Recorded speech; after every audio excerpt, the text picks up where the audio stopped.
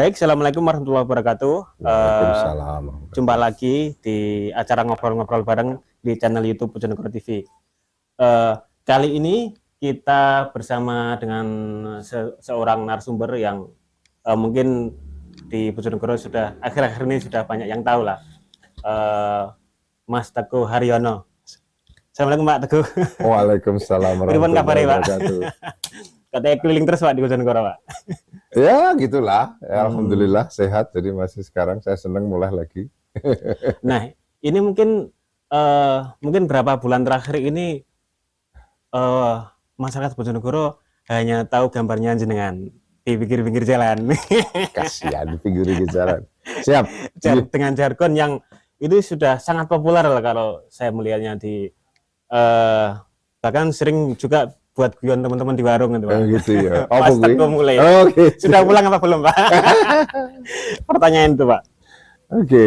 Kenapa kok punya ide itu Pak? Mas Teguh mulai gitu. Kalau saya ya, saya pengen mulai karena apa? Karena saya terus terang dari lahir sampai SMA kan di sini dan perguruan tinggi saya sudah keluar dari Bojonegoro. Lalu juga saya berkiprah tuh di Indonesia dari Sabang, Merauke belum, Aceh sampai ke Papua, sampai ke Timika. Ke Timika sudah. Di atas tuh kita juga di Kalimantan sudah beberapa, Sulawesi, dan rasanya kok mungkin ya dapat banyak ilmu dari luar lah Pak ya. Ya mungkin begitu, tapi saya rasa saatnya mungkin sekali lagi ada orang punya idealisme, ada orang juga akan terpaksa, semua kadang-kadang kita nggak tahu ya. Pada saat tertentu kita sebelum itu kebetulan, saya nggak percaya kebetulan. Saya itu semuanya ada hikmahnya, ada waktunya, karena kata orang ya, daun gugur pun sudah saya ngatur. Jadi pada intinya Mas Teguh ini sudah kenyang pengalaman di luar. Itu dulu sekolah di mana Pak ya kalanya? Saya lahir di, saya cerita sedikit ya supaya tahu ya. Saya itu lahir di Gedung Adem. Gedung Adem. Iya, terus saya sempat pindah ke SD di Lumber, tapi saya for some reason harus pindah lagi. Jadi SD saya itu lulus di Sidoarjo, di Gedung Adem tapi. Sidoarjo ya. Gedung Adem. Dan saya karena orang tua saya mintanya saya itu harus belajar, begitu ibu saya ikut guru SD. Saya kira mengambil di SMP Negeri 1 Bojonegoro. Kos aku saat itu. Sudah merantau Pak ya waktu SMP? Alhamdulillah. Jadi sudah keluar dari rumah lah. Iya, saya setiap bulan bawa beras 15 kilo masih ingat. Terus bagian buat ibu kos saya biasa. Itu SMP sudah merantau Pak ya? Bahkan kan saya kelas 6 sudah ikut paman saya. Paman sudah ngenger saya. Jadi lalu SMP saya pengen masuk SMA. Alhamdulillah saya masuk SMA. Negeri di sini. SMA dulu cuma ada satu. Zaman saya cuma ada satu SMA. Tapi terus ada SMPP setelah itu. Jadi saya masuknya di SMA, lulusnya di SMPP. Berarti sekarang SMA-nya apa itu Pak? SMPP itu SMA 2 sekarang. Oh SMA 2 ya? Nah, gitu SMA 2. Selalu saya tuh dari kecil pengen jadi insinyur Mas. Jadi dulu setelah SMA itu Pak? Saya di ITB. ITB pada ya? waktu itu saya keterima di UNS, saya keterima di ITS, saya keterima di mana lagi? Wah di kampus-kampus elit keterima semua Pak? Ya nggak elit lah ya, biasa aja. Kampus-kampus saya ngambil ITB karena saya pikir saya memang mau ke sana. Karena mohon maaf, idola saya pada waktu kecil itu Bung Karno. Insinyur itu Pak ya? Insinyur teknik sipil, dan setelah masuk di sana alhamdulillah saya sempat pindah jurusan, tadinya fisika ke teknik sipil. Selesai di sana langsung kerja 87 kerja, 91 saya berangkat ke luar negeri, ngambil bisnis 91 itu. Nah setelah itu Pak, setelah dari perguruan tinggi itu? Nah pulang 92, pulang ke sini, disitulah saya mulai karir di profesional saya. Saya mengerjakan proyek telekomunikasi, pertambangan, power, infrastruktur, yang lainnya juga pernah di migas pasti ya. Itu dan mulai dari, kalau saya sebutkan dari barat itu saya di Medan sudah, di mana tuh di Riau itu satu Riau saya pernah sudah punya 11.000 karyawan dulu di sana. Saya pernah juga ke Jambi, ke Palembang. Dari Jawa ini mulai dari Banten sampai Sidoarjo. Sidoarjo sini? Sudah pernah itu. Karena ke sana juga masih ada lagi. Akhirnya kalau itu full darat, habis itu ke udara lewat tower-tower sampai ke Banyuwangi, nyebrang ke Bali. Tapi yang belum selesai itu NTT belum. Tapi Sulawesi, Kalimantan Irian saya. Bojonegoro pernah Pak ya? Bojonegoro saya pernah, alhamdulillah. Itu pada waktu tahun 2011 sampai 2012. Itu apa Pak? Perkeson. Itu IPC 1.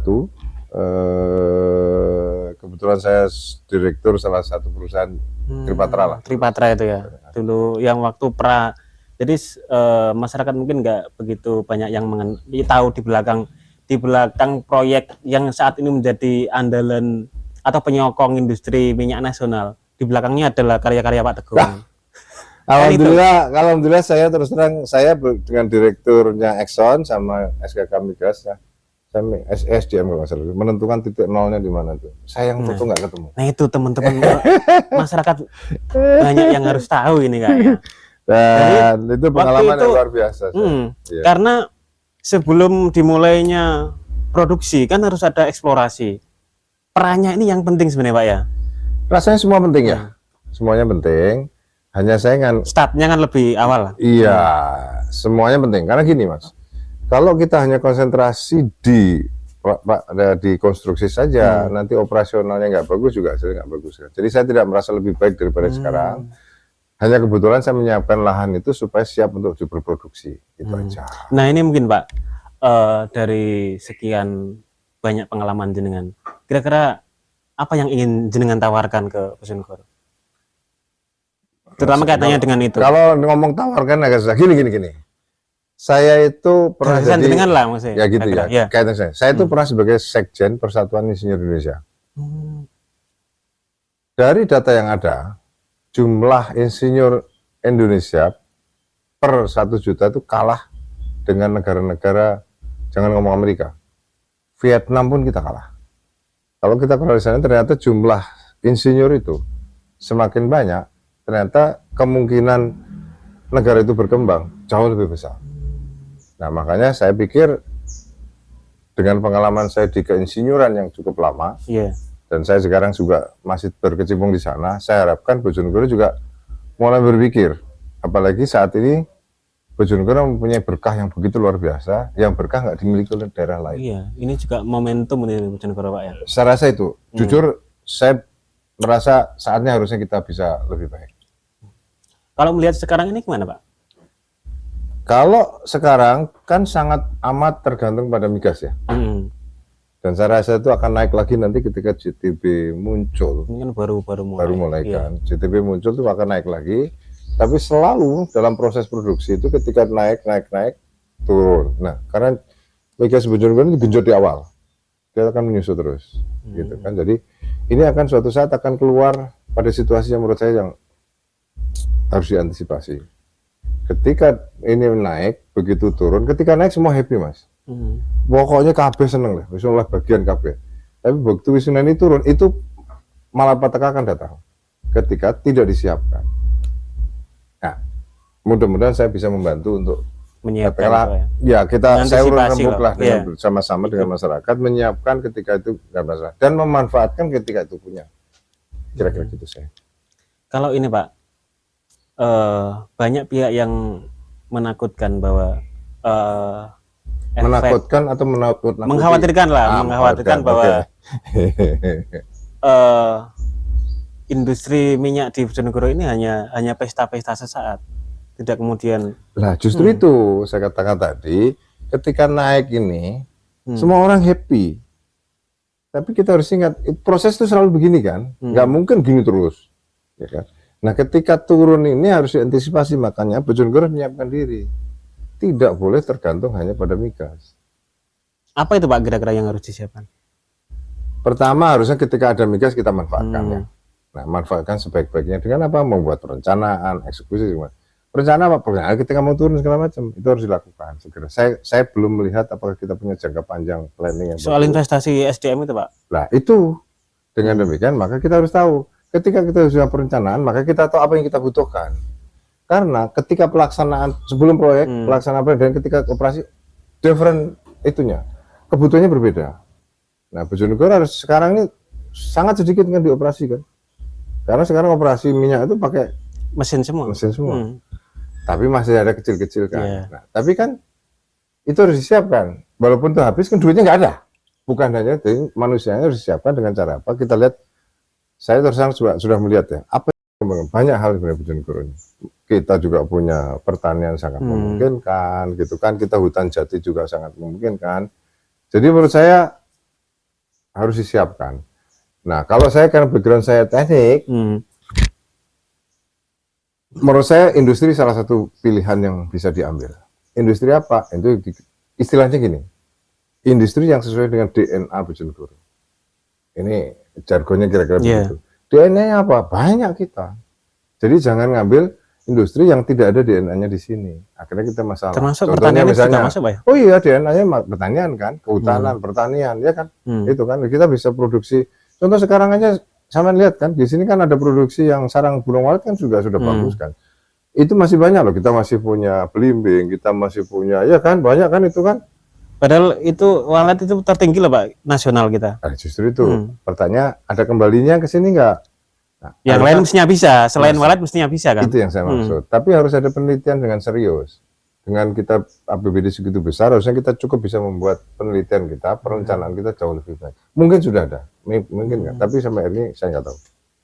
Pak, kalau jenengan tadi ngomong soal lebih ke bahwa teknik ini kan bisa masuk di semua lini, termasuk industri pertanian lah. Apalagi ngomong Bojonegoro ini kan, kalau menurut data BPS, ini 60% itu pekerjaan atau pendapatan warga Bojonegoro itu dari sektor pertanian. Bahkan lebih kalau misalnya. Lebih ya? Mungkin 70%. 70% ya? Ya kan? Itu ada berputar ya soal pertanian. Iya. Nah ini bisa, sebenarnya ada potensi yang besar di situ Pak. Saya melihatnya ya, tapi tidak hanya pertanian biasa, tapi bisa menjadi industri. Contoh sederhana, jagung kan sekarang jadi mareng doang kan. Kan bisa diolah lagi. Chips itu juga, ya kan? Kan juga jagung. Nah harusnya kita mengolahnya mulai dari dasar sampai nanti pasca panennya ada teknik pasca panen dimanfaatkan menjadi industri yang bisa dijual jauh lebih baik. Sangat memungkinkan, termasuk juga beras, termasuk juga buah-buahan. Tapi tidak hanya dijual raw saja. Jadi jagung karena saya lihat sekarang, saya nggak tahu ya, mungkin hanya marneng. Bisa jadi bisa buat yang lain. Nah itu membutuhkan investor yang untuk masuk. Investor masuk kenapa? Kalau dia ada potensi besar dan dapat environment yang baik, pasti datang. Takon environment baik itu apa gitu? Iya.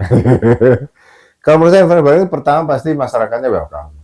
Kedua pemerintahnya juga mengayomi. Mendukung lah pemerintahnya. Iya, karena gini Mas, kalau hanya mengambil pajaknya saja nggak besar.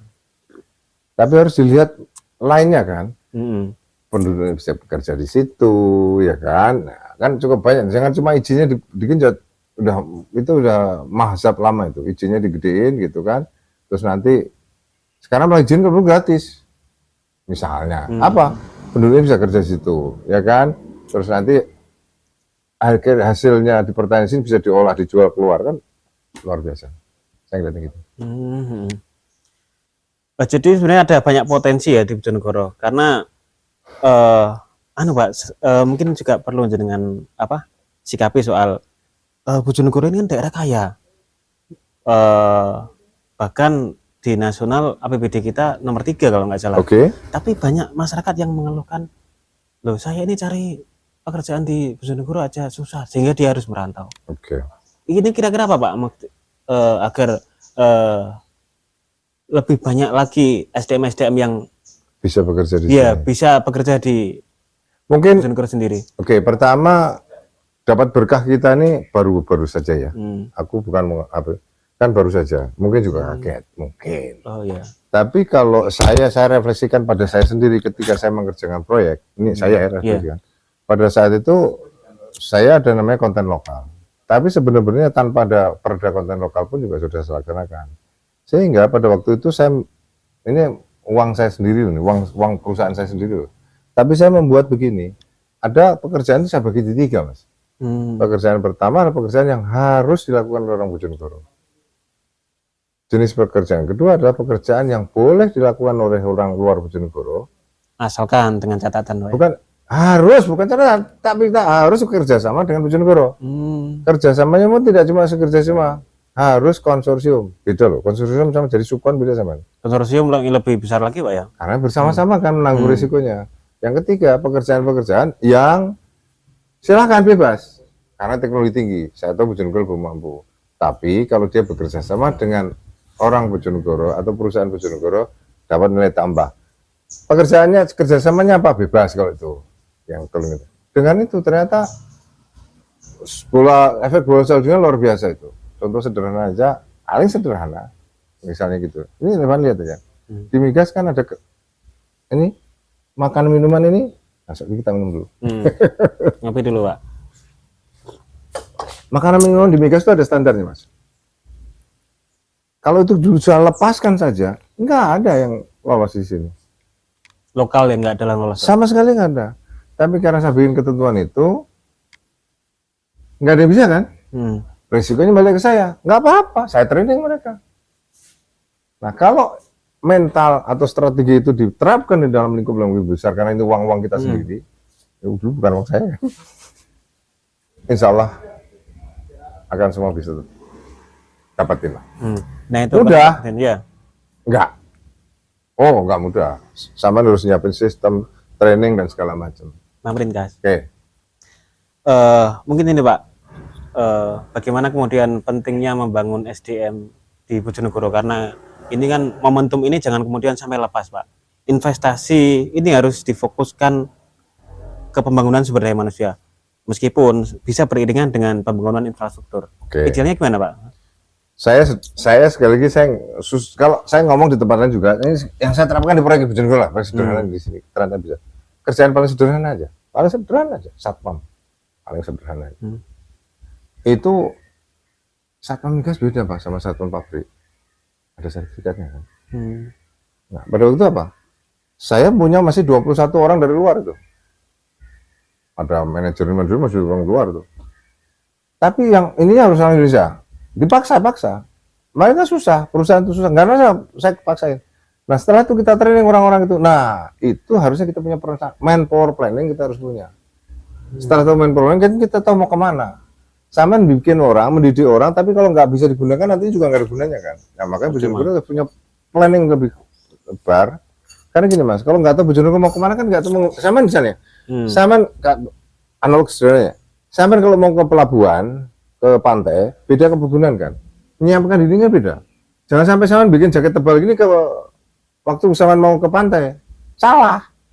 Seperti juga kita membina atau membuat sumber daya manusia ini mau kemana sebenarnya kita ini. Nah, itu harus tahu dulu. Jadi pertama Bojonegoro. Perencanaannya dulu. Iya, harus punya perencanaan. Kalau nggak tahu kan ini nggak tahu. Oke, kita pergi ya. Nggak nanya kan ini mau kemana? Mau gunung tuh nggak tahu paling sederhana. Lah mau ke gunung kok bawa celana renang, nggak pakai baju tebal, ya kedinginan sampai. Seperti juga ketika kita mau manpower development itu harus tahu mau kemana sehingga kita kembangannya ke arah mana. Tapi saya yakinnya apapun itu pendidikan teknik diperlukan. Ini kira saya bukan karena sama saya sekjen PI, tapi yang lainnya juga. Ayo, kira-kira itu, teman. Iya, Pak Teguh. Mungkin terakhir Pak Teguh, mungkin Mas Teguh lebih akrab, biar lebih akrab sama Mas Teguh. Siap. Terakhir pesan apa yang ingin jenengan sampaikan, terutama kaitannya dengan potensi Bojonegoro dan kenapa kemudian pentingnya SDM terutama di bidang teknik ini agar Bojonegoro lebih punya nilai tawar lagi, Pak. Kalau saya gini, kita harus bersyukur kita diberi anugerah punya migas, punya banyak hal. Ini pertama kita harus bersyukur. Tapi bersyukur itu caranya dengan memanfaatkan sebaik-baiknya, bukan menghabiskan sebanyak-banyaknya. Ini manfaatkan beda sama menghabiskan kan. Dengan demikian harus kita menyiapkan diri hari ini maupun hari depan. Bagi saya SDM penting, tapi sekarang infrastruktur kan sudah dibangun nih. Iya. Alhamdulillah loh, kita harus bersyukur dulu. Tapi jangan sampai itu menguntungkan pihak lain. Saya terus terang senang lihat jalan Bojonegoro udah bagus-bagus. Harus kita syukuri. Tapi persoalannya jangan sampai itu jalan kan memudahkan barang dan jasa mengalir kan. Multi efeknya nanti. Iya kan barang jasa. Jangan sampai jalannya baik dimanfaatkan pihak luar untuk memasukkan barang dan jasa ke sini. Jadi harusnya kita manfaatkan.